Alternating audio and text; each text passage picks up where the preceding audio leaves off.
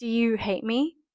I don't know, because you're being so nice to me. Hi everyone, it's Emily here from Emily's Palette, and I'm back with a new video. Today it's a bit more of a sweet, kind of calm, jazzy vibe because it's evening and I thought I would talk about my experience moving to London as an international person or as an Italian, and what the difficulties were with adjusting to such a different culture, just my experience in general. But I come from Italy, which is mostly known as very kind of outgoing, out there culture, very romantic, very community based, very community focused. Oh, sorry, I didn't present to you my little friend. Her name is Ellie, like elephant.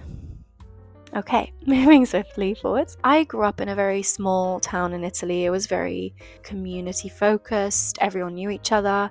Not something that I necessarily liked at that time, especially when you're growing up and you're a teenager, but it kind of created a very big sense of safety, community, and just a nice vibe. And then I grew up my whole life wanting to move to London because half of my family is English, so my dad's side is from the UK, and I'd always wondered what it was like to move there and to live there and what the people were like. And whenever we'd visit the UK, specifically London, I'd always see people as so friendly, so warm, so welcoming, and just really diverse, just a really cool culture. And I'd always wonder, oh man, I want to live in some place that's so cool and modern and fast, fast paced, just with so many people. They're so nice.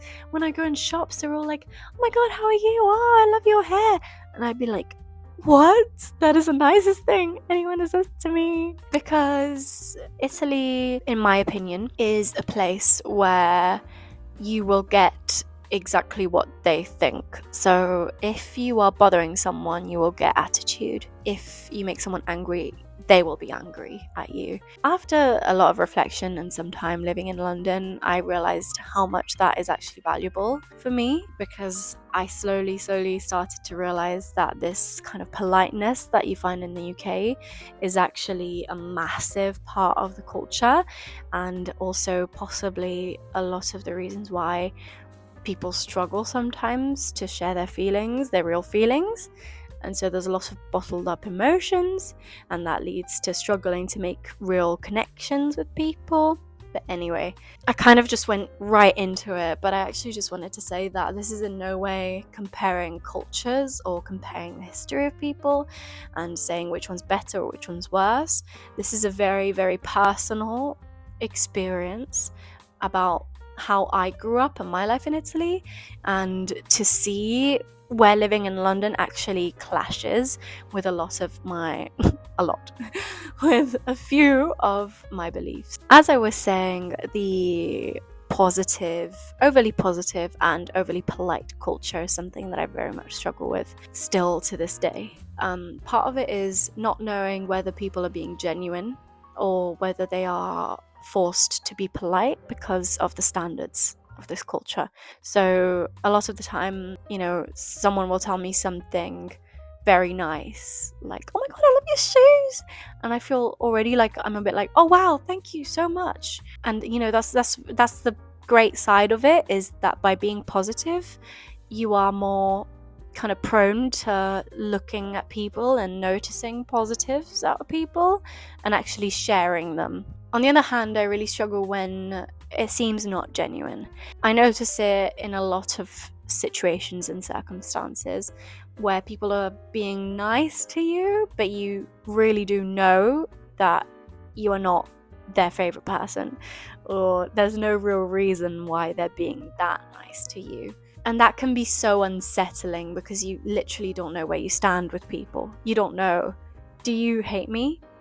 I don't know, because you're being so nice to me. I don't know. Would you rather not be talking because we're kind of talking and we're being super positive and friendly, but at the same time, I feel like you'd rather not be talking with me right now. And you'd rather just move on. So difficult to know what's going on. You don't know. And that's what I mean when I say, like, it's so much more obvious in Italy. Like, you will get more people who are just plain rude to you. But in the UK, very rarely just plain rude to you. They'll just be a bit more like passive aggressive or like friendly, and then as soon as you turn your back, they're like, don't come back here. Or, oh my god, she talks so much, what the hell? Like, you don't know where you stand with people. So someone might be actually genuinely being extremely nice, but sometimes someone might be genuinely wishing that they weren't talking to you at that moment. Well, that's pretty difficult. Yeah, I'm getting a bit scared actually talking about it. But yeah, I think that was a struggle for me. Having been a theatre kid growing up in a small town in Italy, I remember I found it was a very big niche for that town. Not many people joined the only musical theatre course in the entire area. There were about 12 of us. And it was just a very secret, kind of special club thing. And I remember just meeting all kinds of people. They weren't necessarily all outgoing and friendly and nice. You know, some people it took a bit longer to kind of get to know them. And what I learned when I moved to the UK is that theatre culture is very different to Italian theatre culture. So theatre culture, theatre kids, there's a lot of names like that. And I realized that there is some sort of a view that theatre kids are very fake. I found that particularly scary whenever I'd be involved in something creative or drama like that in the UK, just because again, it's lovely that some people are really friendly and welcoming and open and positive, but again, you don't know if that's genuine, and you just can't, you walk into a room where everyone's nice to you. It's even more lonely than walking into a room where 70% aren't really paying any attention to you and 30% are really welcoming and friendly, because you know that they have a reason to be welcoming and friendly. They chose to be that with you and they want you as their friend, where like compared to seeing a whole group of people who are apparently all being really nice and welcoming and friendly and positive, but some of them you get a feeling that it's not truthful, but you have no concrete evidence that that's what's going on. So you just have to ride it out and know and kind of just think, well, I guess I'll figure out someday. Yeah, I think that's very difficult.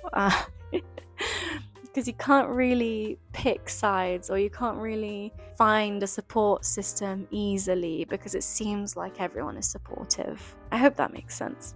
There's also this thing about the apologizing, which kind of leads into all of the conversations I've had till now. It's that kind of feeling that if you don't apologize for even just sometimes just being somewhere, being in someone's way accidentally, which, sure, depending on the situation, you can say sorry, but just sometimes, even just before speaking, apologizing to someone, it just feels wrong. It just feels like, why am I saying that I got something wrong when I didn't necessarily get it wrong?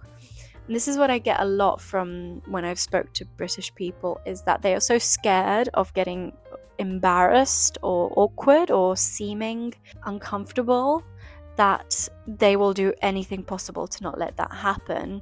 And so they close themselves off so much, and anything that is a little bit outside of their comfort zone is extremely scary and dangerous, and they'll be judged for it. So there's almost this thing of, let me apologize just in case you are creating your vision of who I am and that isn't something that you like. So let me apologize so that then I'm almost acknowledging that that might happen. Does that make any sense at all? Thank you.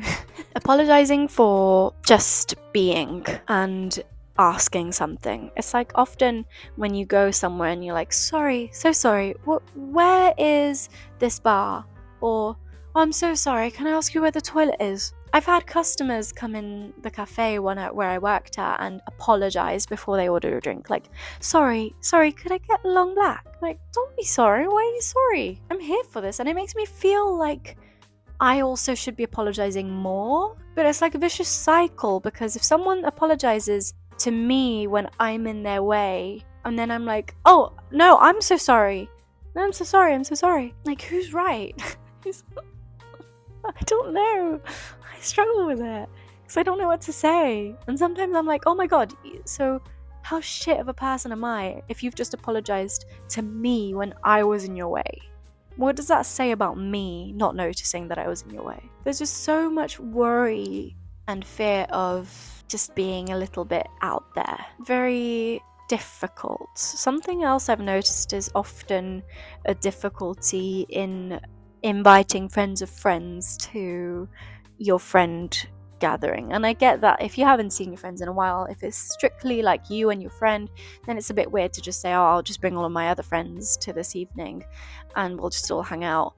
It's different when maybe you're like, okay, let's all go out together, and you're in a group of people and some people are like, oh, is it okay if a couple of my friends come? And then that kind of kills the vibe a little bit because they don't know the friends. And again, there's this whole thing about not wanting to have people make the wrong impression of you, so the more people there are, the riskier it is. I think that's why there is so much of a drinking culture as well. I remember speaking to people at university and them saying, if I'm not absolutely drunk, then I just can't go dancing. Like, I can't go clubbing.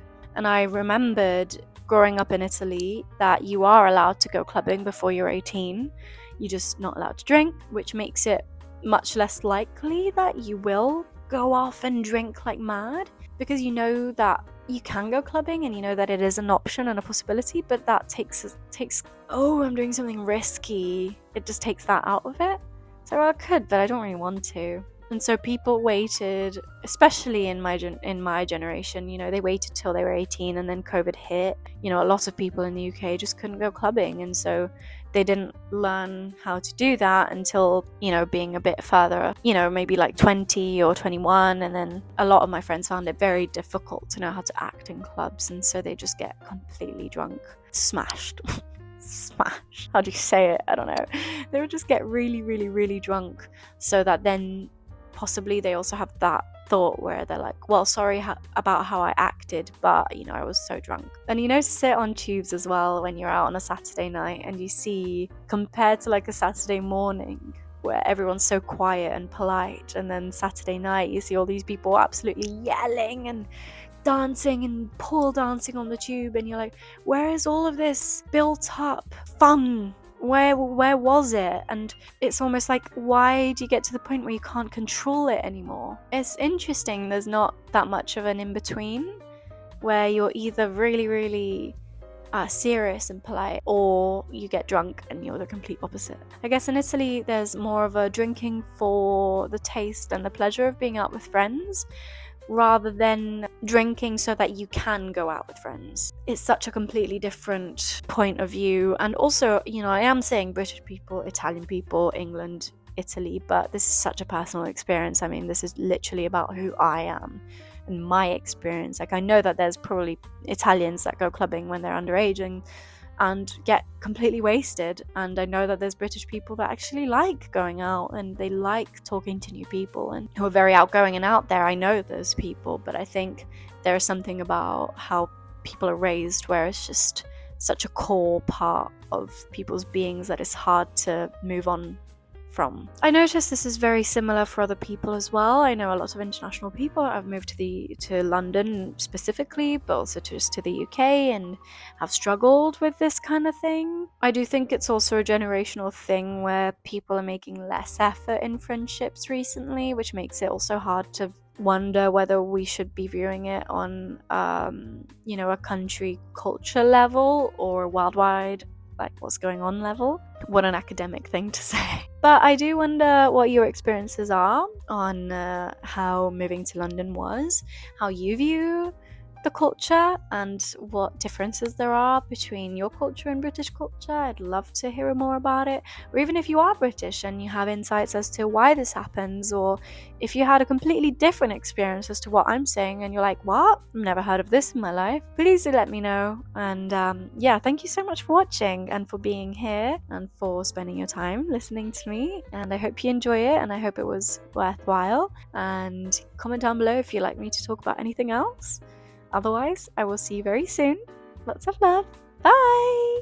Bye.